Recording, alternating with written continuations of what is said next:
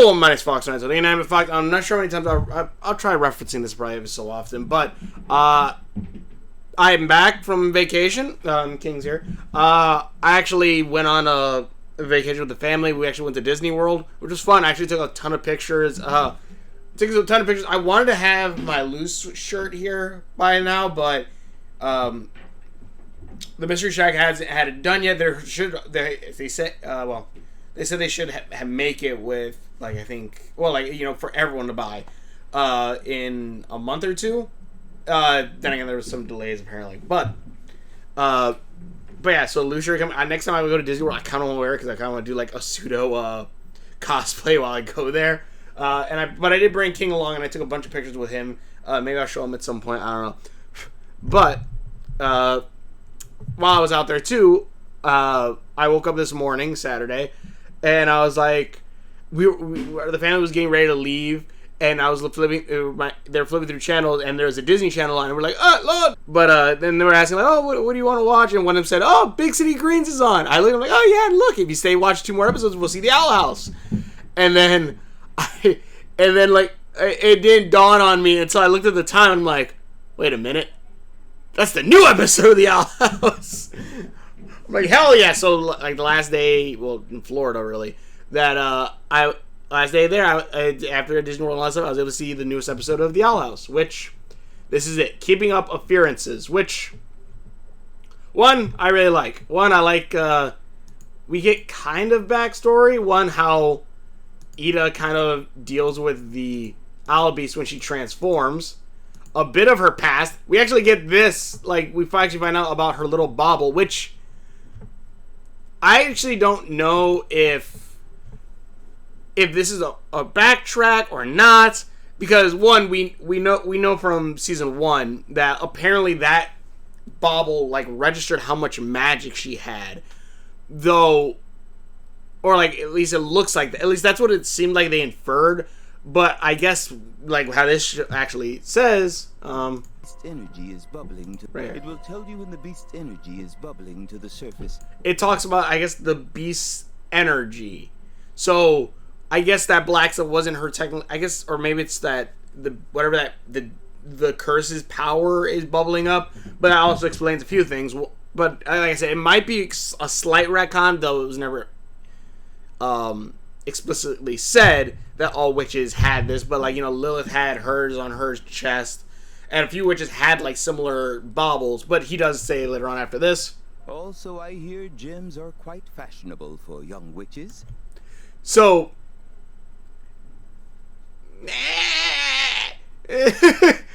you know, here or there, that was a cool little bit that I liked. Here or there, I'm like, it's probably a little bit of a retcon, but, you know, whatever. Like, it explains why Ida always wears her gem when, like, other witches don't. It's because hers is more of an indicator of the curse, obviously. We also see Gwendolyn, their mother, which also, one thing that I like about this episode that I find really kind of funny is, oh, I totally didn't notice that. Hold on. There's a Cats reference. Rats. Alright. Also, we see, when Ida gets her... Wait, was that a hidden Mickey? Kinda. I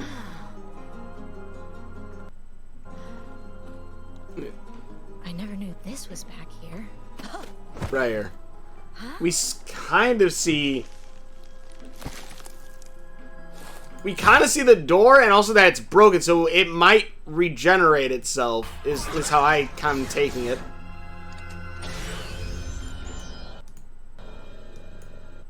And also that Ida might have spent some time in the human world for a minute.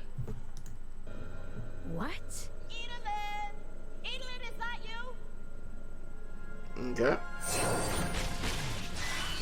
Edelyn! Edelyn! I will find a way to cure you, Edelyn, no matter what it takes. Actually, I wanted to see something real quick. I actually want to see if King's horn is fixed in this. No, it's not. Okay. Because one thing that's kind of cool, so I want to get up to the main reason of this, because one, I love the episode, and a quick thing is saying, this is the Owl House. This is the Owl House, like, showing why anti-vaxxers are idiots, which I kind of find funny. It's like, yes, the mom believes in, like, Gwendolyn, Ida, and Lilith's mom, and Luz's step-grandma, pops in to try to heal, Ida. We learn a few things. One, Lilith has some mommy issues that she kind of passes on to King. The mom overlooks Lilith because she was so self-sufficient, while Ida, she kind of, specifically was trying to help her out with her curse, and, basically didn't pay attention to her other daughter. Also, that the Clawthorns are pretty damn powerful.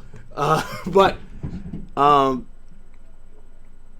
as well as then, like, obviously they make it kind of a story about, like, basically accepting who your children are, like, goods or bad or whatever like that.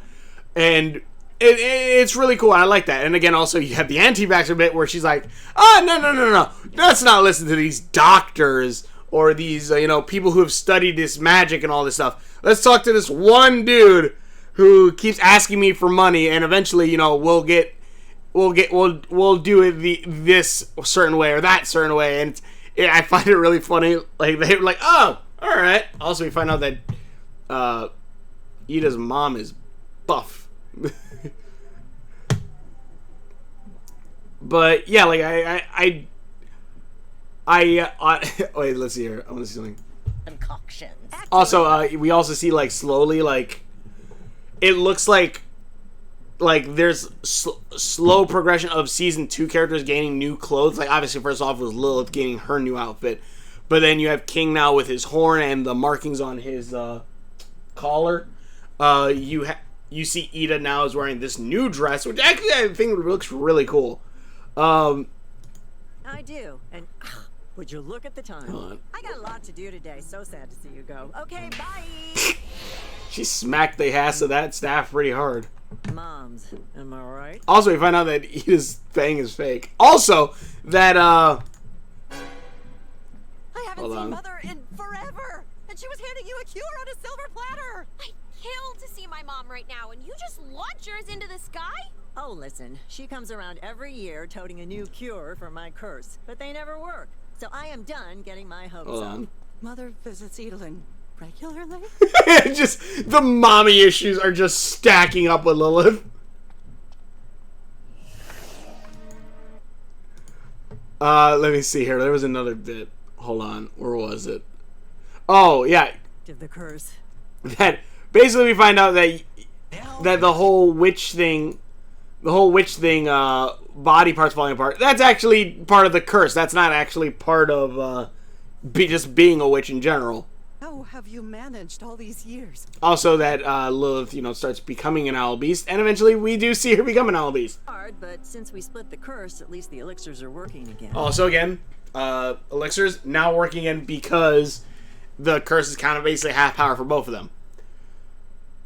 These are all really good things that are all stuff, but one of the big, and again, I really love this episode. I love all the things that happened in it.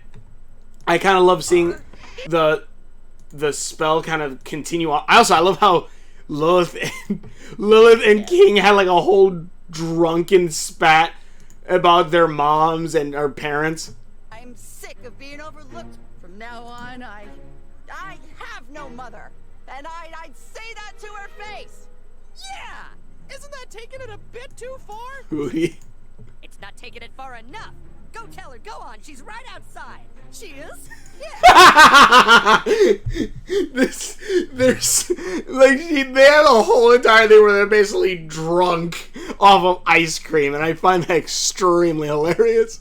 I saw her go off with Luce. I think they're gonna heal Ida's curse or whatever. Oh, is that so? Mother paying attention to Edelin again. I mean, it's not like I care. And again, you see the stress and anger slowly taking over the curse. This episode is packed full of, like, things just kind of slowly showing it. Slowly showing, like, lore and everything happening. And again, like, stuff like Ida slowly through stress and being attacked. Also, I love this. I actually like this part a lot. Help Mama up. Let me see here. Okay. Also, I didn't realize those crows are actually in season 1. I never realized that. Yeah, the whole anti-vaxxer thing, or like, yes, this kind of medicine has no actual, backup or science behind it. Yeah, makes complete and utter sense. Jar of bees for existential dread. Jesus Christ. But, and again, I love all this. I also like how when you see, you kind of see that the curse is kind of its own living creature. You see the curse is kind of its own living creature, which also just makes me wonder more now what's going to happen later. What is going to happen later? Because we see that this beast eventually does get free. Is Ida eventually able to push it out of herself? Or does it change her completely and take her over? And like that's when she becomes this creature instead of being the owl beast forms like Lilith and Ida are. Which also we find out Lilith is way more stronger than Ida is in this beast form. Maybe it's because she accidentally let it take her over more than Ida did. Lilith let it take over more than Ida did. Who knows? But yeah, like she's like apparently way more powerful. Like Ida really only getting the upper hand till she took control. But the biggest thing, and this is where my theory thing is coming, because one, I love the episode. I love seeing how powerful the Clawthorns are. Which again, one of my main questions was like when you see these little goblins are come up and like this magic man heal them. I'm like, why don't you just bring Ida there to heal them instead of doing all this stuff? But I joined the Beastkeeper Coven. I thought they surely would know. But yeah, I honestly love how powerful like Gwendolyn is. It just shows, and here's the thing that I actually really really like, because obviously we haven't really seen too many fully fledged witches and wizards and stuff. We've seen. Yeah, the principal and maybe some of the teachers, but we never see them in action. We never do see them in action. We see Odalia as well as Alador, but even then, we don't see them so much in action or using their magic full force. Gwendolyn is the only witch outside of Lilith and Ida, not including, let's say, Bellows, I want to say, because... And I want like, the reason why I don't specify this, like, even, like, Ida, Lilith, and Bellows, I kind of can say. I would say Golden Guard maybe, but we haven't seen too much of him. And I'd say same thing with Bellows. But Ida and Lilith are like the only two witches that we saw go full force or use a shit ton of magic. And see how powerful they are. Gwendolyn is the one, and the thing is, they don't have a specific magic source. They are, they can use any magic they want, which is really cool. Lou is also something similar like that, but she's still in training. Gwendolyn I love because she is limited to only beastkeeping magic, but you just see how goddamn powerful she is, or how powerful the Clawthorn bloodline apparently is. But yeah, that was just one thing I wanted to bring up. I really liked that, and it was really cool seeing that, seeing how powerful she was. But then one of my biggest things, this is also where my theory bit comes in. Again, review, and then I'm trying to mush it again. Maybe I'll get more traction, who knows. But the biggest thing is obviously here, where Gwendolyn tells Luz about Titan's blood, as well as another human has access to this world before. But because the whole thing is that Luz is trying to find a way to get home, obviously. But one big thing that I want to bring up is that, like, obviously, my biggest idea is, okay, well, they're probably going to say, Bellows is probably that human. Which, probably? Like it would fit with the whole theory of, like, why is there a defense thing that only humans can get through in the Conformatorium? Why isn't it, like, yeah, which I guess kind of makes sense, that Bellows could be. I feel like it's probably going to be a bait and switch. Hopefully. If not, alright, whatever. It's, it's been called, but whatever. It's cool, but we get more intense of that, and Luz basically says, you know, that her mom might be worried about her. I'll be home soon, Mom. Camp's probably ended by now. She must be so worried.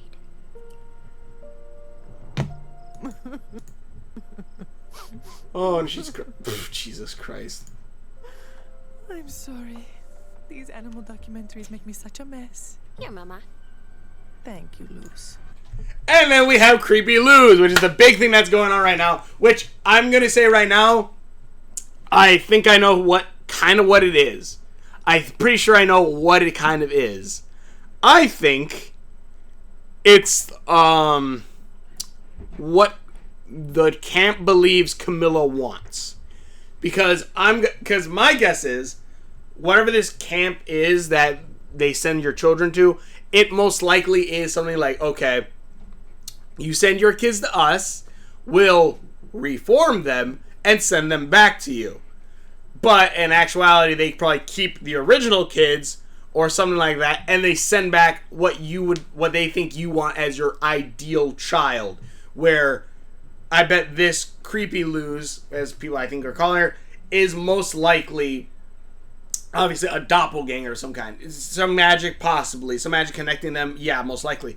But that is my guess of what she is. So basically, and also this would help with a lot of the messaging in this. Because again, the very first episode sets up what Camilla does to Luz, sending her to this camp, is a bad thing. It straight up pretty much says it.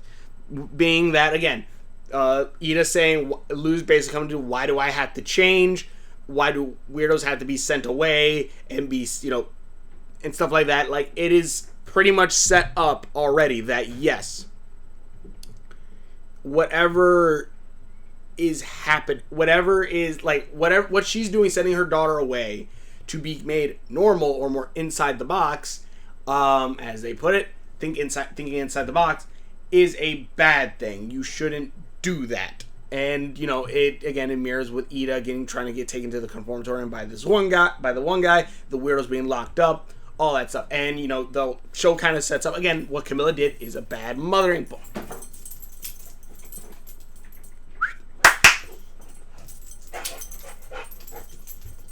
Yes, handsome? How can I help you, handsome? Sorry, back. But yeah, what Camilla did was a bad move. That was bad parenting. It's kind of just all set up in that thing. My guess is, obviously, that whatever Creepy Luz is, my guess is that she is what the camp believes Camilla wants. Most likely what whoever kids you send to this camp are, again, quote-unquote weirdos or troubled kids, which the parents have no idea what to do with them, so the camp's like, all right, we'll take your kids, and we'll give you the kid you want, but we'll keep your kids somehow. I'm guessing that's probably what's happening. And Creepy Luz is, again, just a doppelganger thing, even though they never got the original kid. But, and again, this whole idea is then eventually Camilla will probably find out and realize, we'll probably have, the quote-unquote perfect daughter that she, a quote-unquote perfect daughter, I guess, or not weird daughter, and eventually something will probably happen where the magic or whatever is messing with or creating this doppelganger will eventually subside, or something will happen where Camilla will be like, you're not Luz, which then will then go into a whole thing where she'll then have to realize that, yes, Luz is, she doesn't want her daughter to change or doesn't want her daughter to be perfect. She wants her to be herself, even if it's weird and all this stuff. So I'm hoping that's where the story's going to go, because, again, it would bring up some things that, again, I have problem with Camilla. Where, again, everyone says, oh, yes, or not everyone, but a lot of people say, oh, yes, Camilla's such a great mom. It's like, she's not. And the show says it. The show pretty much straight up says it. Yes, Luz loves her, and that's great.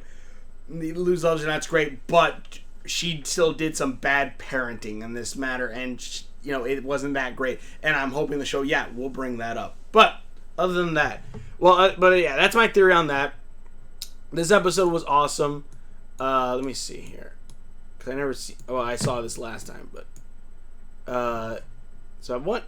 if these are all clips from the different episodes, actually, that one with this might actually be this episode, because with the whole potions and everything in this one, no idea. Maybe this is the episode where they got expelled. This is the very first episode. Also, the Hootie, pen pals, and I don't have a pen, or I can't hold a pen. Also, Lilith leaving, I did kind of suck for me. I'm like, no, don't leave. Which I wonder if it's because of like pricing. It's like, oh well, now we got to pay the Lilith's actress more and stuff like that. I'm hoping that wasn't the case, because it kind of sucks. But because I was liking the Hootie and Lilith dynamic, and it was cool seeing her in the Owl House. I would have loved to see more. Also, that Lilith does move back in with her mom, at least.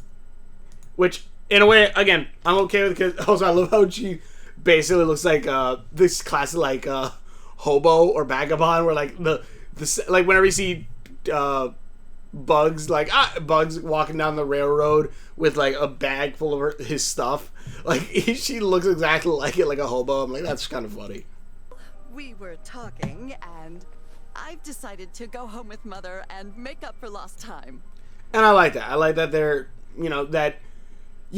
they're gonna like that basically Lilith is trying to spend more time with her mom, and the mom is going to try to do that. I love that. That's really good. That's a good mother move. That really is. That's a very damn good mother move right there.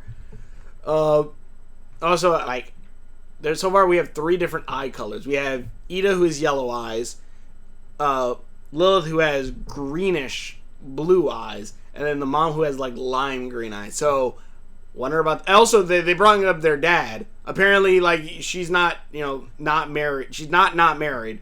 So, like, we'll always see like Ida's dad. So you know what? Maybe we'll also see. Maybe King. Maybe I was wrong, and it's actually gonna be King's dad, who's the Titan thing. The Titan that was the Queen of Bats owner. I'd imagine. Maybe, I don't know. But yeah, just a thought. Learned about this curse, but it'll be nice to spend some time home and reconnect with Dad. We'll be away for a while, but And I also do like how Ida seems to be sad about that. plenty of elixirs stocked up. Someday my hair is gonna be big enough to do that too. You actually want that? Oh, so goddamn, that's a cute. But yeah, and also my hair. But yeah, so I already know there's gonna be a shit ton of fan art of Luz having giant hair now, which is gonna be great. No, Lulu, you can't! Also, I love this part. We have to, but don't worry. We can be pen pals. But I can't hold a pen! Yeah, that's true. Also, like, he's basically, I am, it is kind of very sad, because, yeah, like, Lilith was kind of, like, the only person that was kind of nice to him in the Owl House. Like, I'm sure Ida, Luz, and King, like, don't actually hate Hootie, but, like, yeah, like, I can totally see, like, like, the constant barrage of all the shit they put him through. I could totally see, this being extremely sad. This honestly does hit me in a bit, like, oof. But yeah, so, good writing. But yeah, this episode was fun. Again, my guess, I loved everything that happened to it. It was cool seeing how buff she is. Also that, I also do like how, because everyone thought, or at least a major theory everyone thought, It always starts. was that, also we heard young Ida's voice. Again, this is pretty cool to see. Also, I like how, like, it doesn't have really teeth, but it's just, like, the feathers on her. But I do like how this scene, because everyone thought, oh, it's going to be Gwendolyn's a terrible mother and talks bad to Lilith. She's bad in a certain way, but really she's like, okay, I need to help my daughter who's hurting, and try to help her, which I kind of guess makes sense. But then again, she also did say that she'd cut it out of her if needed, which is very bad. It's very bad. She's bad on certain ways, but, like, also you kind of understand why on certain things. And again, also I will say this too.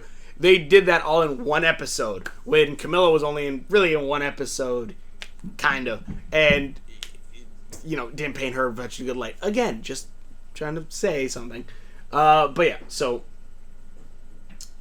Well, like painting the whole episode, painting like what she did was bad. But I do like how this wasn't like her, like yelling at Lilith or something like that. No, it's on the other hand. In the other hand, it's no. She's just talking about Ida and stuff. But again, the whole bit of cutting it out. Healing Coven, not the Bauble Brigade. Mrs. Clotho, Let's see. we have never seen a curse quite like this. I'm not sure it can be healed. Perhaps if we consult the Potions Coven, they may know a way to keep it at bay. Keep it at bay? Oh, no. My daughter is suffering, and I want that thing out. Cut it out if you have to. See, and again, like it's coming from a sense of, at least for me, like again, it's coming less from a sense of like she's evil. Like again, it's something that's different from, let's say, trying to think of a good way to say. I guess this is in a sense of a way of like if someone has or doesn't really understand something like I guess a mental disorder or something like that, and like they go, oh yes, just I want her fixed, like cut it out if you have to or some shit like that. Like that's bad. That's very very bad. Obviously though, this is I guess that would be the best way to say it, or this way.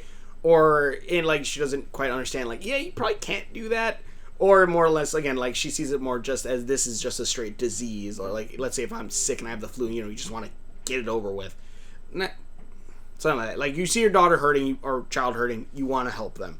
That's where I took this as. I didn't take this as anything too bad, but like probably best that Ida ran, but yeah, this episode is good. I liked it. Again, biggest idea is that this is going to be that. So you see the symbol again on her wrist. Whatever Creepy Luz is, she is probably a doppelganger, and what the camp believed Camilla wanted. This is what she believed. What they believed Camilla wanted. Who is it? I don't know. Why does Bellos want to get to the human world? Maybe it has something to do with this, or maybe it has something to do with like maybe he is human and he's trying to make humans come to the magic world. I have no idea. All I know is Creepy Lou is obviously creepy, as well as I'm pretty sure is probably what eventually will be shown to will eventually be what I'm trying to think.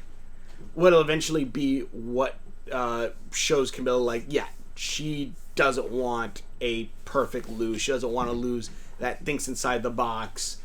If anything, my guess is get the hell out of here. Sorry. My guess is again that if anything, Camilla's gonna notice that her daughter is not acting anything like how she did before she went to the camp, and she's like, "What is maybe you want to make some anime videos or this and that," and this Luz is gonna be like, "No, Mama, I'm fine.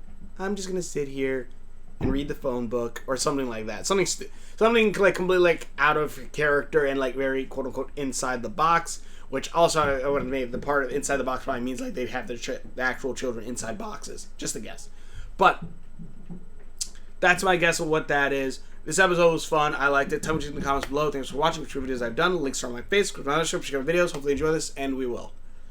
See you later. Also, more videos coming. Help Mama up.